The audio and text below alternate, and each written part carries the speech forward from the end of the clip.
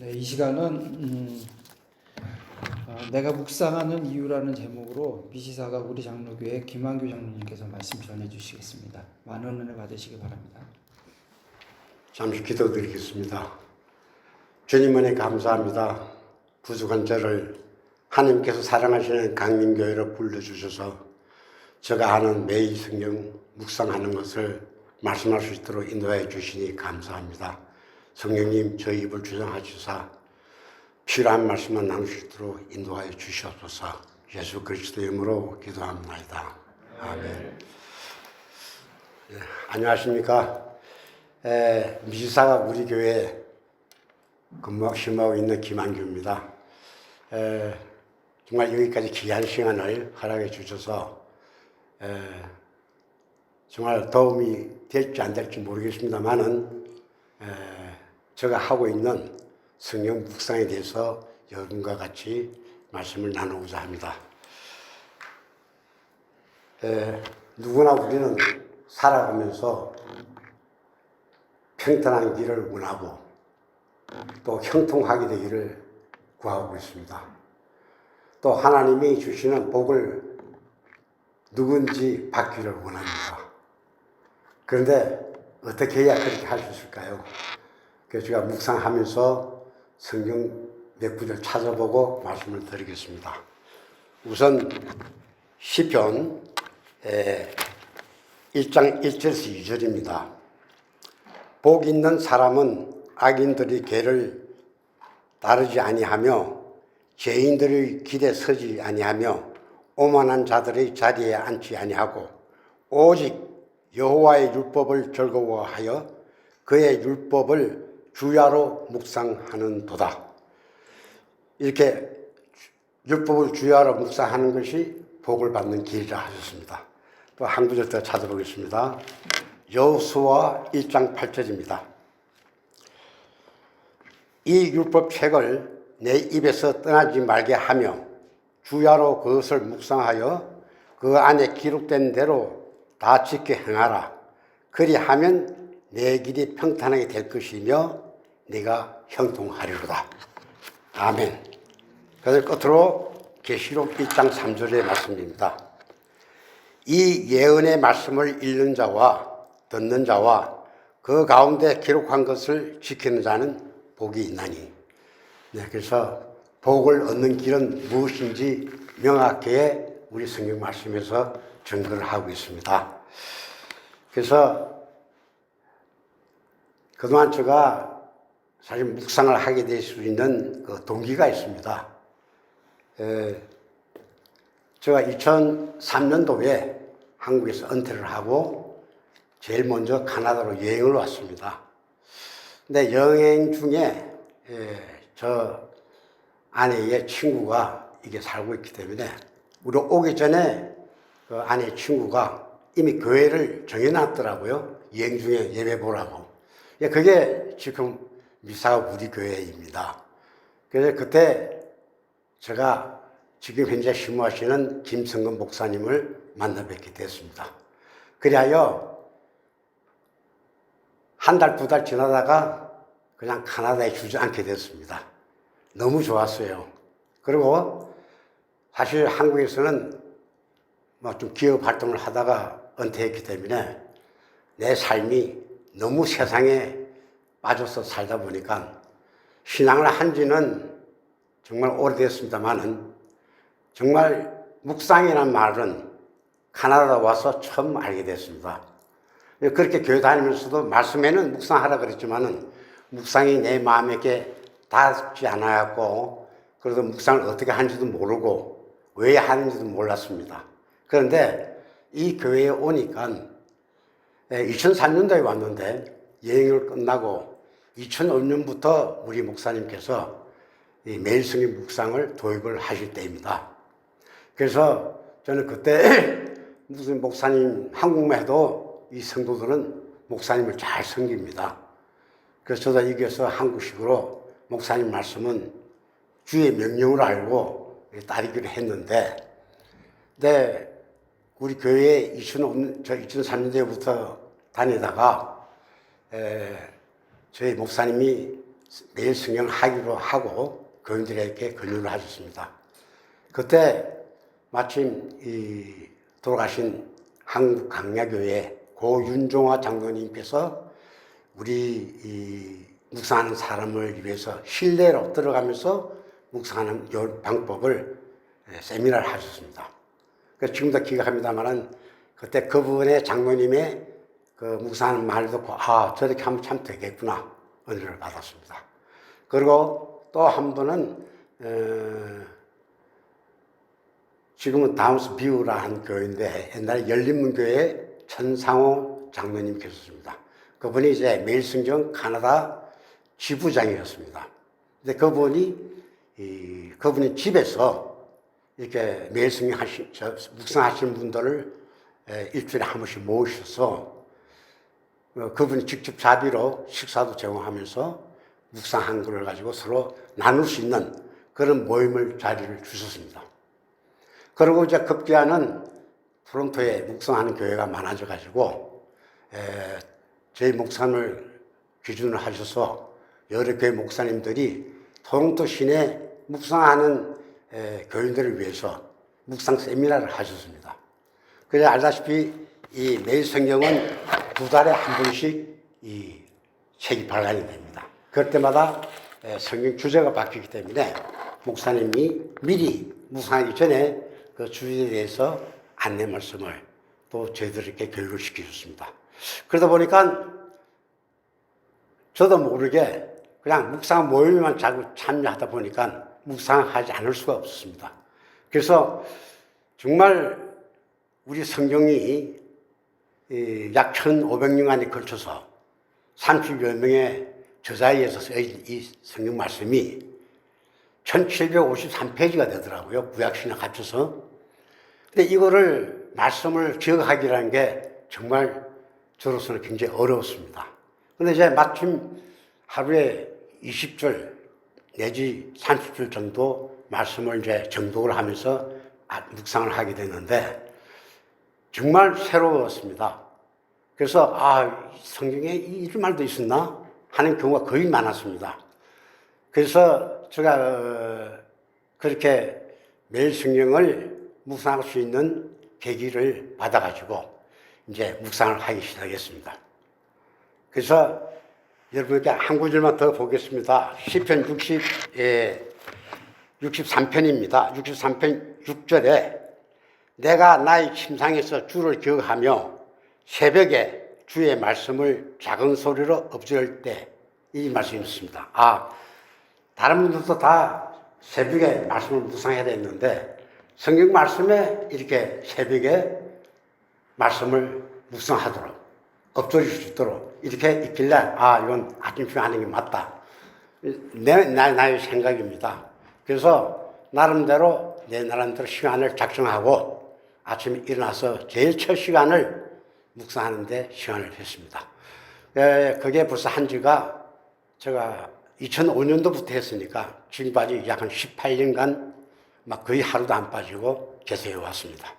그래서 중간에 여행할 때도 있고 또 한국에 갈 때도 있고 그런 게 있었지만은 항상 저 안에서는 묵상하는 이 매성경 이 책하고 그 다음에 성경하고 또 제가 묵상하면서 일지를 씁니다. 제가 그날 받은 은혜에 대해서 제가 느낀 바를 쓰고 또 그 느낀 바를 내가 어떻게 하면 실행을 할 것인가를 내 나름대로 메모를 하는 일기가 있습니다. 그래서 무려 그게 저도 쭉 한 18간을 하다 보니까 노트가 한 열 몇 건이 되더라고요.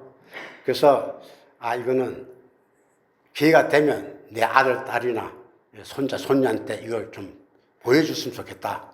한마디로 어떻게 신앙을 했다는 걸 말할 길이 없으니까 이걸 보여주면 애들이 알지 않겠느냐.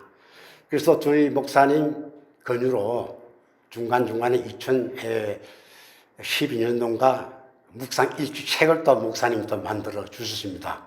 그래서 그게 한 1년 반 계속해서 묵상한 거를 간추해서 책도 만들어 주셔서 지금도 굉장히 감사하게 생각하고 있습니다. 근데 제가 묵상을 하면서 어떤 효과를 제가 받느냐를 말씀을 드리겠습니다. 요한복음 5장 24절에 너희가 내 말에 거하면 참으로 내 제자가 되고 진리를 알지니 진리가 너희를 자유케 하리라. 이 말씀에 거하면 그럼 내가 묵상하는 게 비록 짧은 시간이지만은 말씀에 거하는 거 아니냐. 그리고 요한복음 8장 31절 보면 너희가 내 말을 듣고 또 나를 보내신 이를 믿는다면 영생을 얻었고 시험에 들지 아니하며 사망에서 생명으로 옮겨졌다. 말씀을 듣고 말씀을 거하면 이렇게 이미 나는 영생을 얻었다. 여러분들은 믿음에 의심이 얼마나 있는지 모르지만 이 말씀이 나는 이미 영생을 얻은 몸이다. 아주 자신이 있고 또 확신이 이제 생기는 겁니다. 그래서 심판에 이르지 않는다. 심판을 받지 않는다. 이 말씀도 믿음의 십자가 건너 우리가 저 천상에 거기에 이미 나는 들어가는 거 아니냐. 또 사망에서 생명을 옮겨졌다는 이 말은 내가 이미 구원받았다. 그런 구원의 확신을 제가 가질 수 있습니다. 그래서 저에게는 묵상함으로써 나의 인생관이 사실은 많이 바뀌었고요. 죄송스럽지만 제가 좀 다혈질입니다. 직장 생활에 좀 오래 하다 보니까 좀 화도 잘 내고 성질도 잘 내고 내 말에 잘 따르지 않는 직원들이 있으면 야단도 치고 그런 성격이었는데 조금 좀 온화해졌습니다. 이게 오늘 아침 묵상한 거를 제가 그대로 실행을 못하지만은 그래도 내 마음속에는 묵상 말씀이 남아있기 때문에 스스로 절제하는 거 아니냐 하는 생각이 듭니다. 그래서 제가 묵상을 하면서 이건 내 혼자 할 게 아니다. 그래서 우리 교회에서는 그때 당시만 해도 지금은 안 하고 있습니다만은 옛날에는 새벽기도 대신에 새벽기도는 별도로 있고 우리가 새벽기도 끝나면 또 교회에서 모여서 묵상 나눔하는 그룹이 있었습니다. 근데 그게 굉장히 각자가 그 시간만큼 와서 자기가 묵상한 게 서로 나눴는데 각자가 같은 구슬을 놓고 묵상을 하는데 전부 받은 은혜가 다 달랐습니다. 이 말씀이 저분은 이렇게 은혜 받았구나. 나는 이렇게 받았구나. 그래서 허심탄회하게 자기가 받은 은혜를 나누니까 또 은혜가 더 배가가 되어 했습니다. 이제 그걸 우리가 생활할 때 한 2년 정도 우리가 또 했습니다. 그래서 나중에는 그 말씀을 가지고 지금은 이제 수요 영상 예배를 봅니다. 저희 교회는요. 근데 그때 또 한 주간 묵상한 걸 또 허심탄회 없이 또 지금은 나누고 있습니다. 그래서 교회 가서도 예배 후에 신고 때 또 성도끼리 교제를 할 때 이 묵상 내용을 가지고 서로 나누는 경우가 굉장히 많이 있습니다. 그래서 서로 일주일 후에 우리가 교회에서 만나서 서로 세상 이야기 할 게 아니고 가만히 있으면 정치 이야기, 세상 이야기면 잔뜩 하다 보면 또 교회에서 받은 은혜는 다 내려놓고 집으로 돌아가는 경우가 많은데 그 묵상 내용을 가지고 서로 또 교제를 할 때 또 은혜를 많이 받고 그랬습니다. 그 다음에 제일 중요한 것은 이제 나이를 먹다 보니까 아침에 묵상한 걸 그냥 저녁에 되면 다 잊어버립니다. 솔직히 해서 다 잊어버립니다. 그래서 자기 전에 제가 아침에 쓴 묵상 일지를 제가 읽어봅니다. 그리고 오늘 내가 이렇게 하려 했는데 돌이켜보면 아무것도 한 거 없을 때가 많습니다. 이제 그때 내 자신이 스스로 회개기구도 나오고 하나님 내 힘을 더 주셔서 내일 묵상할 때만큼은 꼭 제가 적용할 수 있도록 하나님 저한테 힘을 주십시오. 그렇게 기도하고 잡니다. 그러고 그 다음에 아침에 일어나면 정말 감사한 게 제가 옛날에는 이 디스크 때문에 상당히 몸도 움직임 불편도 많이 있었고 보기는 좀 멀쩡하게 보여도 자주 아팠습니다. 그런데 아침 눈 뜨고 일어설 수 있다는 게 정말 얼마나 감사한지 모릅니다. 그러면 이 시간에 간단히 세수하고 앉아서 저 시간에 말씀으로 묵상을 합니다. 근데 묵상을 하게 되면 이제 내 나름대로 하는 묵상 룰이 말씀을 반복씩 읽고, 사실 믿음이란 전 반복 훈련이라고 생각하거든요. 우리가 아는 걸 또 하고 아는 걸 하는데 반복하다 보면 내한테 조금 체질화가 되는 것 같아요. 그래서 그게 나도 모르게 내 몸에 배어서 습관화가 된 경우가 많이 있는 것 같습니다. 그래서 제가 어쩌다가 묵상을 안 할 때가 있습니다. 이럴 때는 꼭 저에게 주는 말씀이 있습니다.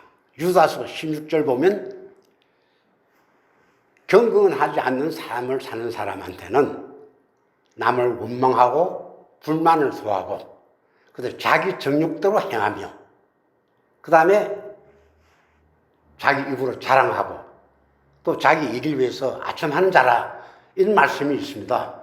근데 맞습니다. 난 그건 저 자신이 확신을 합니다. 제가 성경 묵상 안 하는 그날은 정말 괜히 짜증이 나고 뭐 저희 아내도 이기 왔습니다만은 뭐 원장 사람이 확 변하는 겁니다. 그렇게 가만히 생각해 보면 오늘 내가 그거 빠뜨렸다. 그러니까 다음부터는 더더욱 이거는 안 지킬 수가 없습니다. 왜냐하면 내 자신을 위해서. 근데 말씀을 묵상하고서는 철저하게 나 자신에 비춰서 내 자신에 적용시키는 겁니다. 그것도 내 현재에 단지 오늘 할 일, 오늘에 적용할 수 있는 그런 묵상을 하고 있습니다. 근데 흔히들 그리스도를 표현할 때 X자 대문자를 쓰시죠. 근데 X가 크로스되는 그 포인트가 나라고 생각합니다. 근데 X자 포인트를 기준해서 아래 위가 길이가 똑같습니다.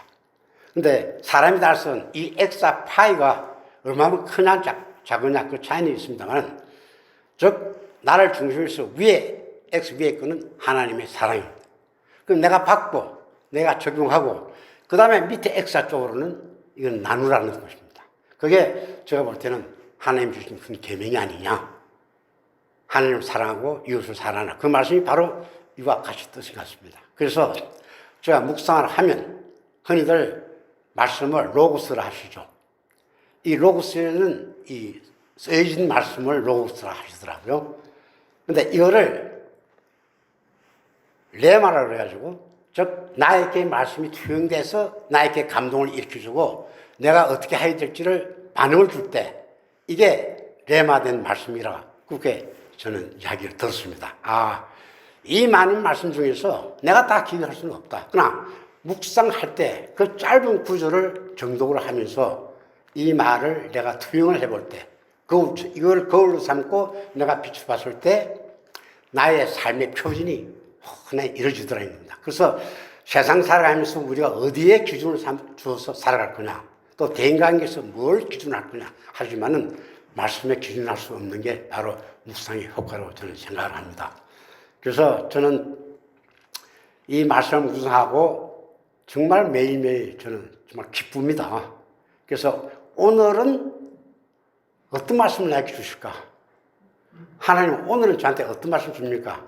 그러면 사무엘상의 엘리 제사장이 어린 사무엘에게 하나님 부르시면 말씀하옵소서 주의 종이 듣겠다고 얘기하시지 않습니까?